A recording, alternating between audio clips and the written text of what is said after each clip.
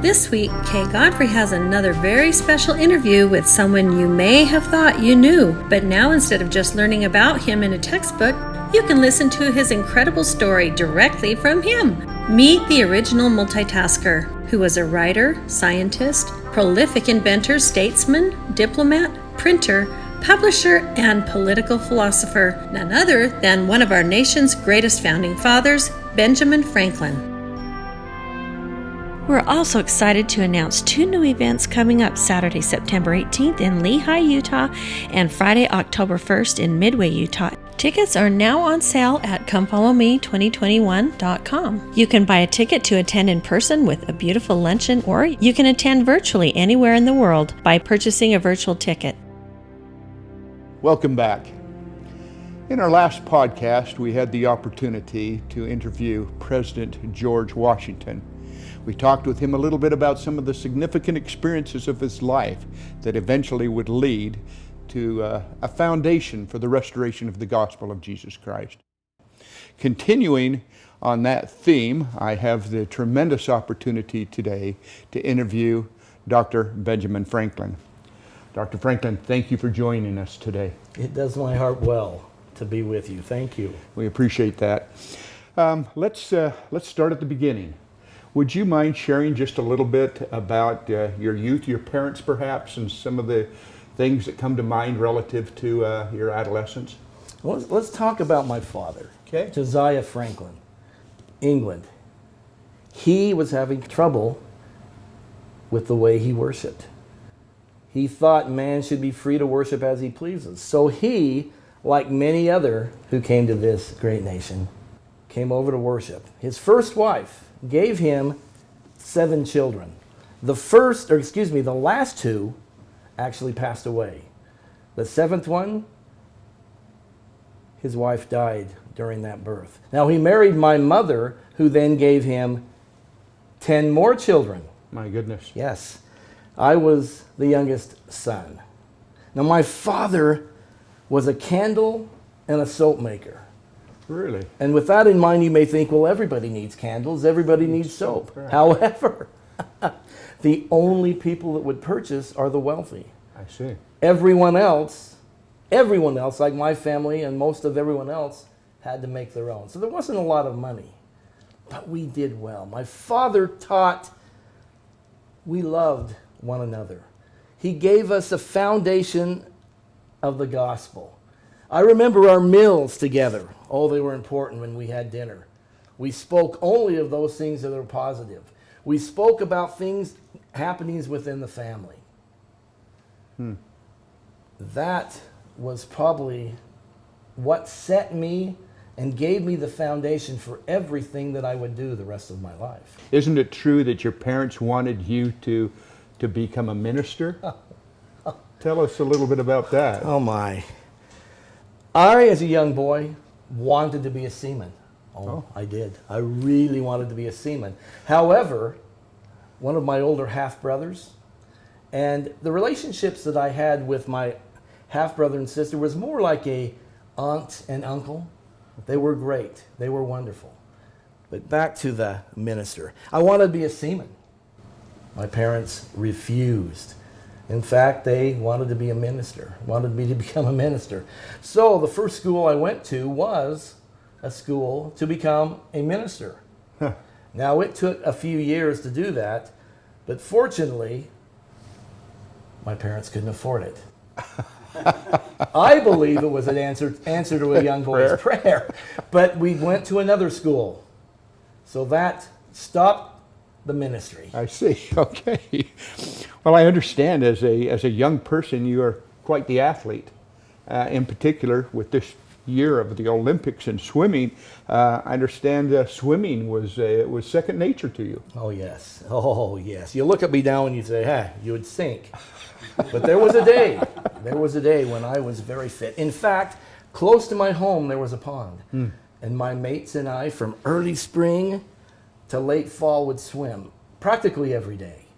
I became so good that as I traveled, people would ask me for lessons. I recall one time floating on the River Thames, and the people were asking me about swimming, so I dove in. And I swam 3.5 miles in the Thames, showing them all kinds of tricks. Some under, some above. People were amazed. Wow. Now, swimming wasn't like it is today. People didn't do it as recreational. But I thought of opening a swim house and teaching people how to swim. In fact, one last thing, I was inducted into the Swimmers Hall of Fame. Honorary, but I was inducted. My goodness. My goodness. Well, Dr. Franklin, we refer to you quite often as Dr. Franklin. And yet, to the best of my knowledge, I don't recall that you ever went to college or received a degree. Shh, don't tell people. I see. Oh, no, I did not. As I told you, at the age of 10, my schooling stopped. Huh. I came back home. My father needed help with candles and soap. So what did I do? Books. I loved them. I would spend nights with a candle reading books. If I wanted to learn mathematics, I read books. If I wanted to learn science, I read books. Anything and everything that I got as far as knowledge, I taught myself. Later in life, as I sat with the most intelligent men and women in the world, I spoke to them as you and I were speaking. And they all had degrees from university. Everything I knew, everything I received was from talking, listening, and reading. Imagine with me, if you would, if the young people today receiving education, whether it be home, school, if they would put some effort in with books, wow. It's endless. It certainly would be. So from that, I am to assume that's how the doctor portion came into Yes, play. forgive me, I didn't even answer the question. Because of the knowledge, because of my inventions, because of the many things that I did, people began to call me doctor. I see. Please Okay. forgive me. No, that's fine. And that kind of leads us into you're the epitome, in my opinion, of what would be termed a self-made man. Somebody who has really accomplished things because of you and not any outside influence. Tell us a little bit about how you feel that came to be. Boy, you flatter me. Back with my parents, we set the foundation. You see, I needed to take on a career. So my father and I would walk through the city of Boston trying to find different things that I would become an apprentice. Nothing. So finally, I had the opportunity to become an apprentice with my brother James. He had a print shop and a paper in Boston. Understanding an apprentice, even though my parents were close, I didn't hardly see them at all. I see. I was to be an apprentice until the age of 21. I began. Now, I really, really loved to write. And my brother would never let me write anything. So what did I do? I invented a character named Silence Dogood. Yes, I've heard She of was it. a middle-aged woman, Yes. a widow, Yes. and I would write entries and opinions, and I would get to work early and slide them under the door. No one ever knew it was me. I wrote 15 letters. Silence Dogood became so popular, our paper had never sold so much. She received marriage proposals. People wondered who she was.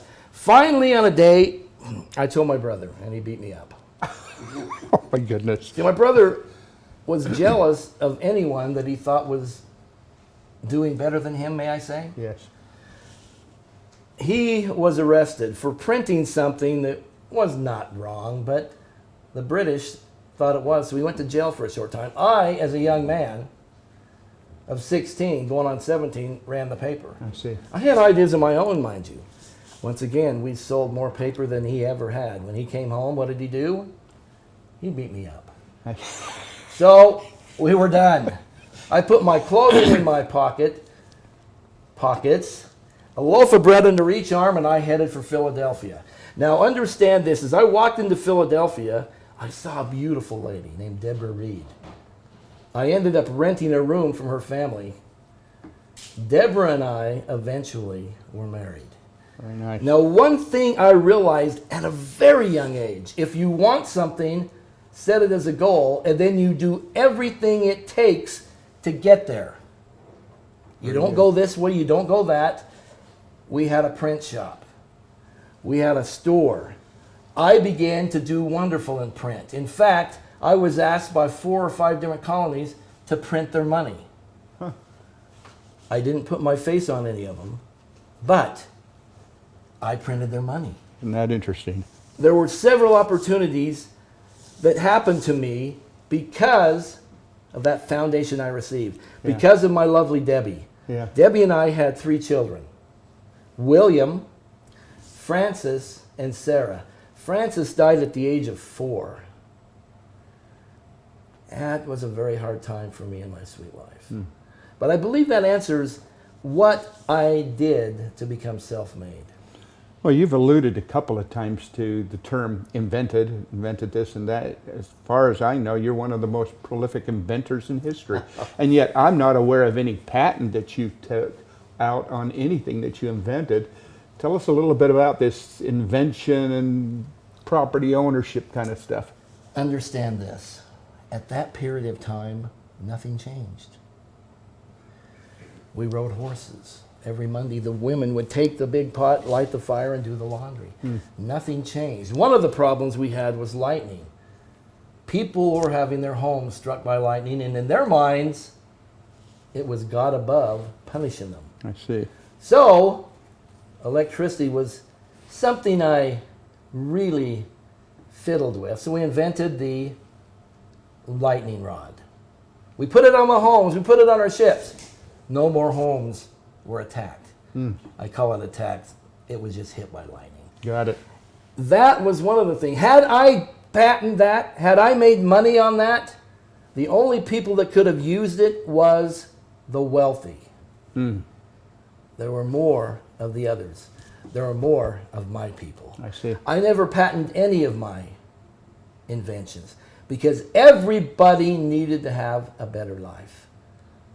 Now, some of the things I invented, that the rocking chair, the grabber. Today, the grabber has a handle here and you pick things up there. I invented that. Huh. People say, well, why would you invent that? Every time I wanted to read a book, it was on the top shelf. I see. I'd get a chair and drag it, and finally I thought, Ben, what are you doing? We invented the grabber. Grab the book, read it, put it back. I got tired of taking my glasses off to see far and close. So we had the bifocals. Now there were many other things. Not to flatter myself, I also was a participant in starting the first hospital in Philadelphia and in the colonies, the first fire department, the first police department, fire insurance, and one of the groups that I participated in became the University of Pennsylvania. Right. Well, let's talk just a little bit about, as we bridge the war and start to interface with Great Britain, you strongly felt, if my memory serves me correct, that the colonies should stay with England. And in fact, I believe that your son was a British loyalist. These had to be kind of awkward times for us. Tell us just a little bit about this early part of these decisions. I not only felt we should stay part of England, I felt it was better by far for us to stay part of England. Okay. The British Empire was the greatest empire, the strongest empire, had the greatest army. We had the greatest trade throughout the world being part of Britain. 1754, I printed what would have been the first political cartoon, shall we say? Sure. It said, "Join or die." It had a snake cut into pieces, and it had the initials of the colonies on that. I do believe I've seen that. Now, the snake was something that was very, very much looked as magical. If you cut a snake in many pieces and put them close, they'd become one. Right. My thoughts at that time, we as colonies need to join. I came up with a plan called the Albany Plan. What it said is the colonies would become one, and we would begin and start a federal government that could tax and direct. Now that was turned down by the British and the colonies, but it became a forerunner to the Articles of Confederation and the Constitution of the United States. I see. Now, I understand and know of the things that the British were doing. The taxes, the things that they were doing. They were treating us like fourth or fifth cousins. Right. Not British Citizens. Yeah. Now, I took a trip to England, 1753. My goal, if I had to, I was going to speak with the king, speak to members of parliament, speaking to my friends, helping them to see we are British. Now, my goal was to make America somewhat like Scotland is, separate yet part of the United Kingdom. I see. Now, before I left, you may have heard of a gentleman named Samuel Adams. Yes. Sam led a group of ruffians up in Boston called the Sons of Liberty. And before I left, I said, Sam, please think about this. I'm going to talk to bring peace. We could have such opportunity. Don't do anything while I'm gone. Yet, the latter part of 1753, he and his boys, dressed up like Indians, went aboard ships in Boston Harbor and dumped all the tea out. Now, many people call that the Boston Tea Party. Mm-hmm. But when word got to me and the English 3 to 4 weeks later, it was not thought of as a party. Not at all. They were angry. They're mad. They blamed me for it. Really? Now, if we had time, I could tell you more because it probably really was my fault. But I even offered to pay for that tea. It would have wiped me out, but they said no. And I'll tell you a secret that a lot of people don't know. If you brought that tea that was dumped in the harbor that day, yes, and brought it here right now, it would be worth just under $1 million. Really? So it wasn't only the money, it was the point that the Americans had done this. Right. I stayed a little longer, 1774. My wife, Debbie, passed away. Oh. Now understand this, Debbie and I were married 40 years. I was gone serving my nation 25 years. My goodness. She wouldn't travel. She was afraid of the sea. Now, just to add this there, most people of my time didn't travel more than 8 miles from their home. 8 different trips I took abroad. The oldest I was when I was 79. Yes. I stayed until 1775 and realized we had to separate. I came home. Many people were asking me, do you believe we should separate? And I said, please give me time. I need to speak to my son, William. William was the governor of New Jersey, which meant he worked directly for the king. I said, Will, I know there's going to be a war, and it's going to be a long war, but I believe we can win. Now, I know I won't be around when it ends, but son, please come to our side. And he refused. Eventually, he spent 2 years in a prisoner of war ship, and then he did go back to England, and it did cause our relationship to suffer. So you never had any further communication with your son? We did communicate. I had his grandson, but it was just not like a father and son should be. And yet, all this having been said, you were one of the authors of the Declaration of Independence. So there was some change in your thinking and philosophy that certainly must have taken place. Do you want to tell us a little bit about what led to your signature on the paper? June 1775. We were still trying to do everything we could to avoid war. They were the strongest, most well-trained military in the world. 1775 of June 5th, we wrote a letter. It's known as the Olive Branch. Oh. We said some of the things that were such lies to the king. Tell him how great we thought he was. Tell him we knew that he wasn't involved or responsible for all these taxes. It was the other guys. We made him sound like the great joy of sunshine. We learned later he didn't even read it. All he did was call us rebels. June of 1776, a committee is formed. Responsibility to write what you would call the Declaration of Independence. That consisted of myself, John Adams, Thomas Jefferson, Robert Livingston, and Roger Sherman. Now, something most people don't know, John wanted to be the writer. He wanted it to be his hand. I see. He can't write. Oh. His penmanship is terrible. Okay. So fortunately, we were able to convince him, Thomas. Now, Thomas had beautiful penmanship. And he basically wrote the Declaration of Independence in one weekend. But we made changes and added this and added that. Then on July 2nd, 1776, a day in my mind that should be celebrated and remembered. For it was that day we mortal men raised our hands and said we should declare independence. Yeah. Mortal man, with the help of providence above. We knew our lives were as good as taken, our families. But there had to be a freedom. Now this was an experiment. Nobody had ever done it. July 4th, 1776. John Hancock and the Secretary of the Continental Congress signed the Declaration. We get together on August 2nd. More of us sign it. Throughout that year, 56 men signed the Declaration of Independence, telling the world that we, the American colonies, should be free. And one thing to know, we said nothing nice about the king. In fact, in the Declaration, we blame the king for everything. The French were absolutely enamored with you. You had a relationship with the French that's unlike anyone else, and this played a huge role in ultimately what happened. Would you share with us a thought or two about your involvement with the French? Like I've said, and like everyone should know, the English had the greatest and strongest army. We had farmers, merchants. The only thing we had that they didn't was my good friend George Washington, General Washington.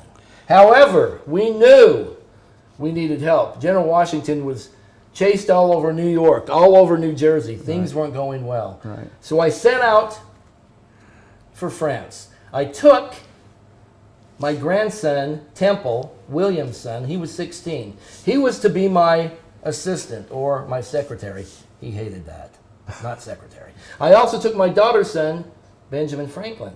Benny, he went to school in Paris while we were over there. When we landed in France on the border, every community, village, city we came across as we traveled to Paris, every one of them had a banquet. Not just a little meal, but a banquet for Benjamin Franklin. My goodness.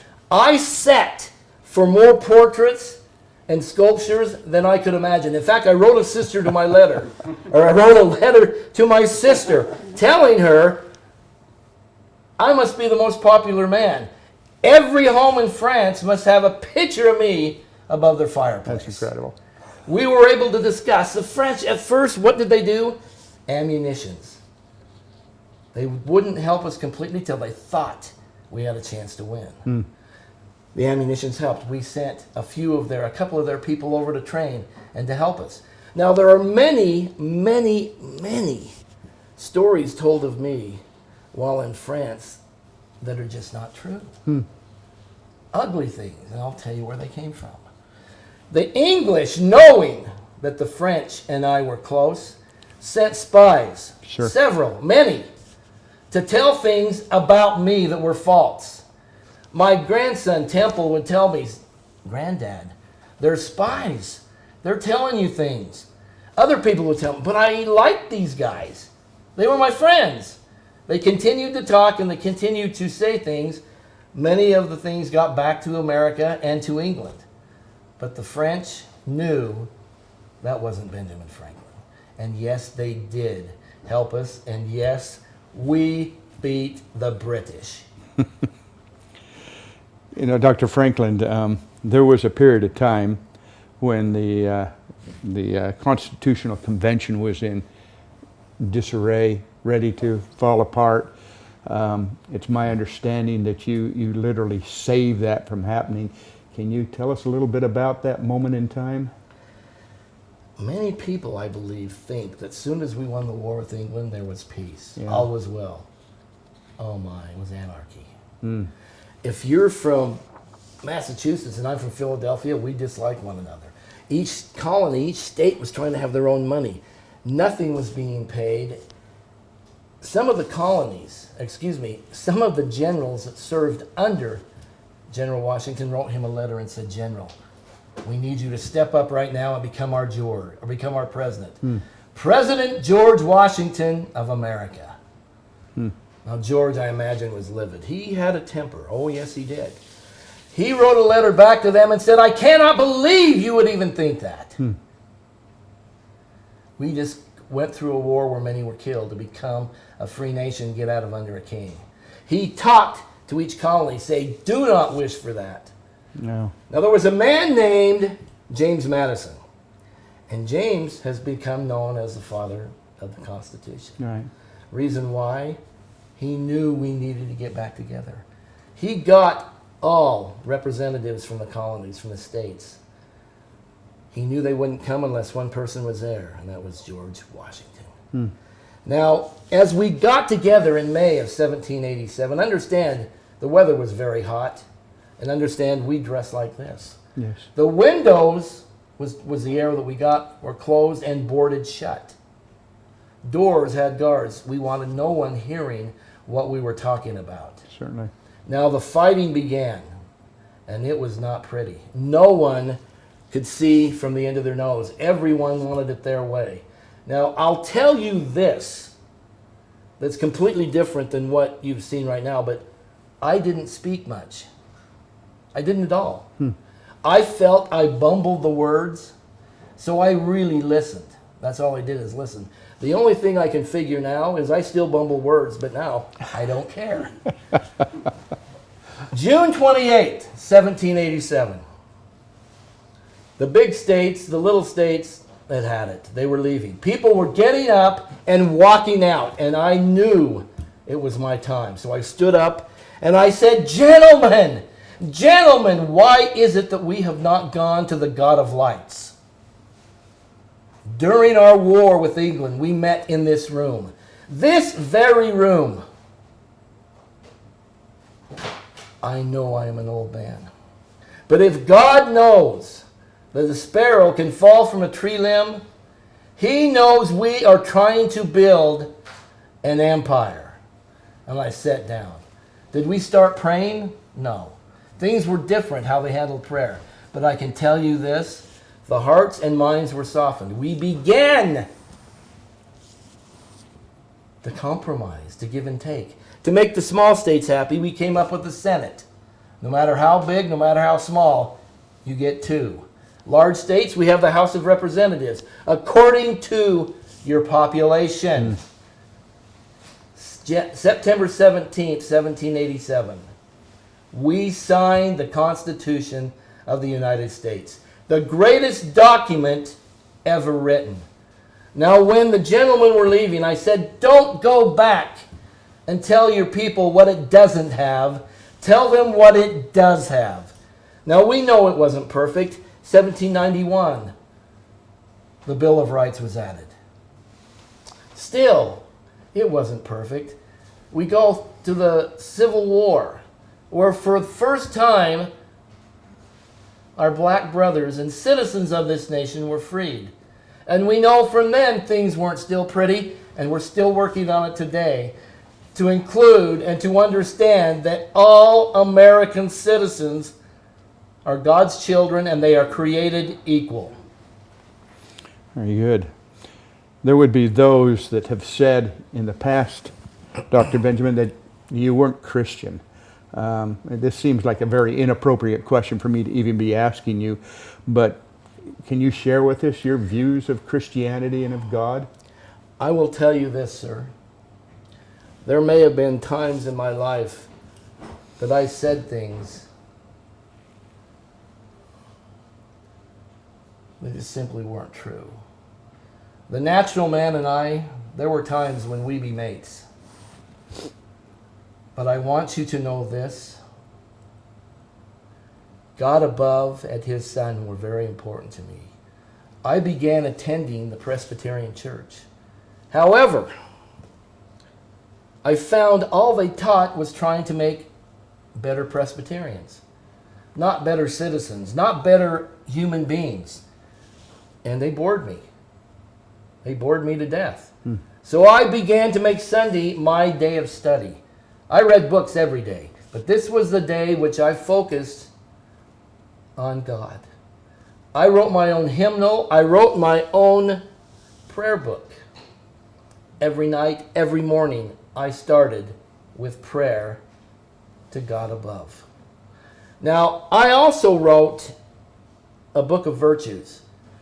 If you can believe this, and it embarrasses me to tell you this, there was a time I actually believed I could become perfect. the natural man. I would do things to become perfect, and then I realized finally that when I was working on one thing, I was doing terrible on the others. So I came up with a book of virtues, and that was a book that helped me with my anger. It was a book I felt other people could use. I wanted to give it to John Adams and Thomas Jefferson. These men were stiff. They didn't attract people as friends.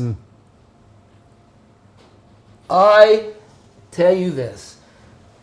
We know the truth was not on the earth at that time. There was no one that could say, "Thus saith the Lord." There was no authority.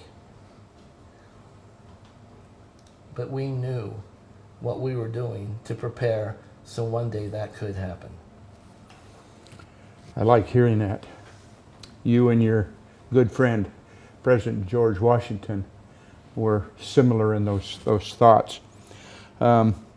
You have probably been one of the most quoted individuals in American history. Do you have a quote or a thought that you would like to share with our audience today? A typical Benjamin Franklin kind of thing? No, I'll tell you about a couple. Two are probably my most popular that I've actually wanted to change. No. One of them, early to bed, early to rise, makes a man healthy, wealthy, and wise. Okay. I've met many men who have great sleep habits and they are not wealthy or wise. I see. So we may have to change that one. There's another one. A penny saved is a penny earned. Earning money today is not encouraged, nor we're even talking people out of working. So that one, although it be just as important, I have others. That which starts in anger usually ends up in shame. A twist of the ankle, you shall recover. A twist of the tongue, it may not be so. Oh. Now I'm going to share with you one that you may never have heard of, and that is, don't spend it on the whistle. Explain. When I was a young boy, I was taught by my father to save my pennies. And I would have a goal of something that I was going to purchase. Now, I believe debt was one of the worst evils that man could experience. One of my sayings also was, I'd rather go to bed hungry and miss supper than have debt. But when I was a lad, there was a young man, one of my mates, who had a silver whistle. I thought it was the most beautiful thing. It blew beautiful. It was silver. It was loud. I finally talked my mate into letting me purchase it. I took all the money, that which I was saving for a very good book, and I gave it to him. As soon as it put the whistle in my hands, it wasn't quite as shiny. It didn't blow quite as loud. But what had I done? I'd completely spent my money on that which I truly wanted. So I say, don't spend it on the whistle. Understand. So those are words to live by. I think so. That's great. Let's conclude with this question, Dr. Franklin. What would you suggest that we as Americans today ought to be doing to ensure our freedoms and liberty in the future? Because there are those that would say all of this seems to be in jeopardy at this point in time. I would tell you that I believe that is one of the most important questions that every citizen in this nation should be asking themselves. That is, what are you doing to maintain the freedoms and liberty that we have here in the United States? This nation came about with much sacrifice. And that sacrifice was not only expected by those who fought the Revolutionary War. That sacrifice comes upon every individual who lives in this nation. Our Father above did not make this nation free to bring about the restoration of the gospel, to bring about the many things that he did, only to have us let it disappear. Imagine with me, if you will, the freedoms that you and I give up our grandchildren will never even know they existed. Now I tell you this, so history shows us a society that has freedom and liberty and they lose it, never get it back again. It is our responsibility to maintain this nation, one nation under God, with freedom and liberty. I get asked all the time, oh, what can I do? I live in this little town. First thing you do, you make sure your home is in order. A better father, a mother, a son, daughter. You listen as a family and you work together. Then you go to the neighborhood, then the county, then the state. Can you imagine within every state if they simply followed a rule given to us when we were told to love one another, respect one another? Washington, D.C., many things that happen there will take care of itself. However, we need to make sure we are voting. We are making sure that those gentlemen and women are doing the job they were elected to do. If not, re-elect someone else. There was a time when visitors from France came to the United States back in the early 1800s to see what the people thought in this nation. They found in the cities, out in the country, every man and woman knew their rights and responsibility as American. They knew it all. I say, instead of tearing the Constitution apart, let's reread it. To some and most, let's simply read it. The document will forever stand if we do our part. Dr. Franklin, we want to thank you for taking the time to be with us today. Those are very, very important words that we should be living by. Our podcasts that center on our founding fathers and what they did to establish a foundation for the restoration of the gospel is very, very important to what Joseph Smith would eventually accomplish.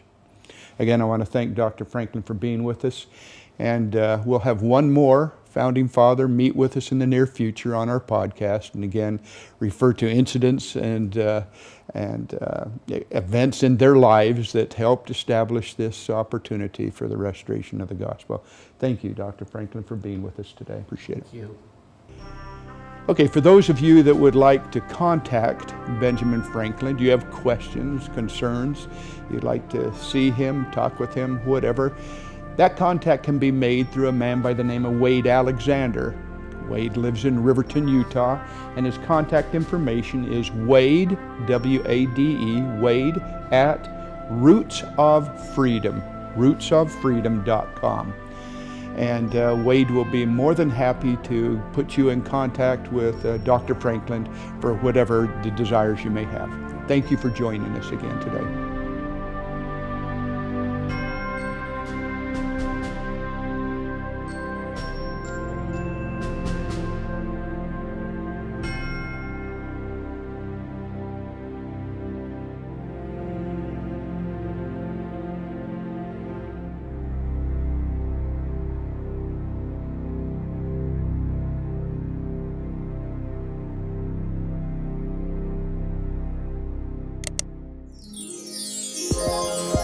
Subscribe now.